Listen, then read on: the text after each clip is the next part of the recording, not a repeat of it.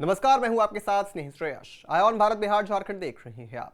भारतीय लोकतंत्र की बुनियाद फिर से मजबूत की जा रही है और इसकी पहली ईंट रखी गई है बिहार में।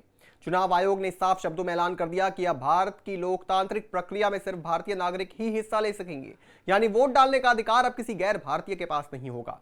यह बयान तब आया है जब बिहार में मतदाता सूची की घर घर जाकर चल रही स्क्रीनिंग को लेकर सियासी तूफान खड़ा हो गया था।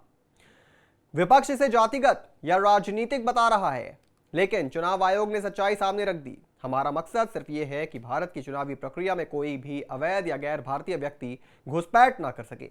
बिहार को इसलिए चुना गया क्योंकि यहां से अक्सर चुनावों में धांधली और फर्जी वोटिंग की आशंकाएं जताई जाती रही हैं। अब यही बिहार लोकतंत्र की शुद्धिकरण यात्रा का पहला पड़ाव बन चुका है।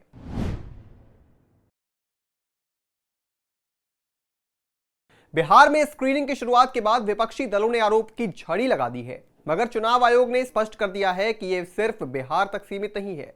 यह एक राष्ट्रीय स्तर की योजना है जिसमें देश के हर राज्य में घर घर जाकर मतदाताओं की जांच की जाएगी। आयोग का कहना है कि यह कवायद पूरे देश में समान रूप से लागू होगी। इसका मकसद मतदाता सूची को पूरी तरह साफ और निष्पक्ष बनाना है। चुनाव आयोग ने जानकारी दी कि बिहार के बाद अगला नंबर उन राज्यों का है जहां 2026 के विधानसभा चुनाव होने हैं। इसमें असम, पश्चिम बंगाल, केरल, तमिलनाडु और पुडुचेरी शामिल हैं।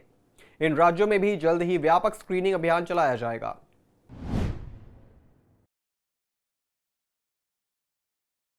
असम और पश्चिम बंगाल ऐसे राज्य हैं जहां बांग्लादेशी घुसपैठियों को लेकर पहले से ही राजनीतिक चरम पर है। इन इलाकों में बड़ी संख्या में अवैध रूप से रहने वाले लोगों के नाम वोटर लिस्ट में होने की आशंका लंबे समय से जताई जा रही है। अब चुनाव आयोग खुद मैदान में उतरकर यह सुनिश्चित करना चाहता है कि ऐसा कोई भी अवैध नाम वोटर लिस्ट में न रह जाए। आयोग की योजना के मुताबिक 2029 में होने वाले लोकसभा चुनाव से पहले पूरे देश की मतदाता सूची को छान लिया जाएगा।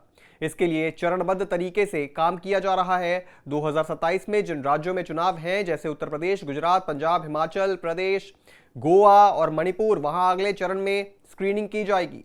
स्क्रीनिंग जो है 2028 और 29 में 17 राज्यों में चुनाव हैं और इस दौरान की जाएगी। इससे पहले आयोग हर राज्य की वोटर लिस्ट को साफ कर देना चाहता है, यानी आने वाले चुनाव में अब पहले से कहीं अधिक साफ, निष्पक्ष और सिर्फ भारतीयों के लिए ही होंगे।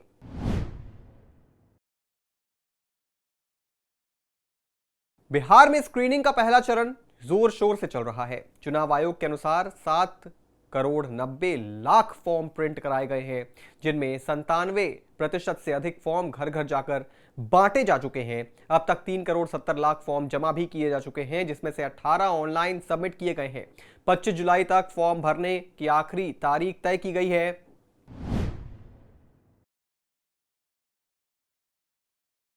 इस अभियान के खिलाफ विपक्ष एकजुट हो गया है। विपक्षी पार्टी ने इसे एनआरसी और सीएए से जैसे मुद्दों से जोड़ते हुए आंदोलन की घोषणा की है। 9 जुलाई को बिहार बंद बुलाया गया, जिसमें कांग्रेस नेता राहुल गांधी भी शामिल हुए। इसके अलावा 10 जुलाई को सुप्रीम कोर्ट में सुनवाई भी होनी है, जिसमें एसोसिएशन फॉर डेमोक्रेटिक रिफॉर्म और विपक्षी दलों ने याचिका दाखिल की है। उनका कहना है कि नागरिकता तय करना चुनाव आयोग का नहीं, सरकार का काम है। साथ ही आधार और राशन कार्ड जैसे दस्तावेज पर्याप्त नहीं माने जाने को भी चुनौती दी गई है। महुआ मोइत्रा ने सुप्रीम कोर्ट में याचिका दाखिल की थी। कुल 8 लोगों ने सुप्रीम कोर्ट में याचिका दाखिल की है। बिहार के भोजपुर में इन विरोध जो हो रहे हैं उन्होंने बहुत उग्र रूप ले लिया।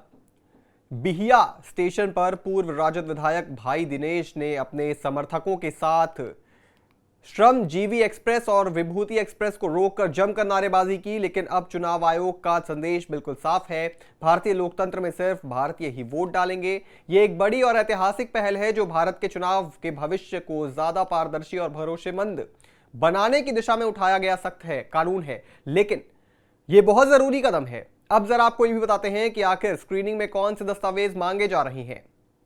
सरकारी कर्मचारी या पेंशन भोगी की आईडी या पीपीओ 1 जुलाई 1987 से पहले जारी सरकारी बैंक, डाकघर, एलआईसी की आईडी, प्रमाण पत्र दस्तावेज।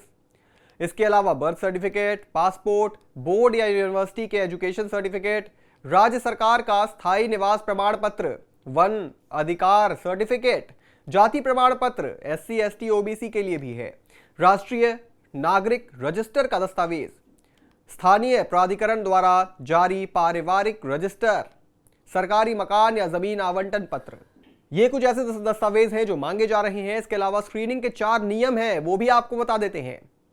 वोटर का नाम अगर 2003 की लिस्ट में है तो कोई दस्तावेज नहीं देना होगा, सिर्फ फॉर्म भरना होगा। 1 जुलाई 1987 से पहले जन्म हुआ है तो जन्म तिथि या जन्म स्थान प्रमाण देना होगा। 1 जुलाई 1987 से 2 दिसंबर 2004 के बीच जन्म हुआ है तो जन्म तिथि और जन्म स्थान दोनों का प्रमाण देना होगा।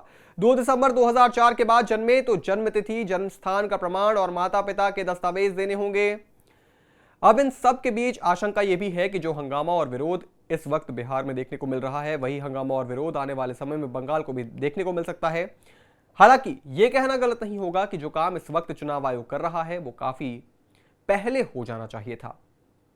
इस पूरी खबर पर आप क्या सोचते हैं दोस्तों, कमेंट बॉक्स में जरूर लिखते जाइएगा। और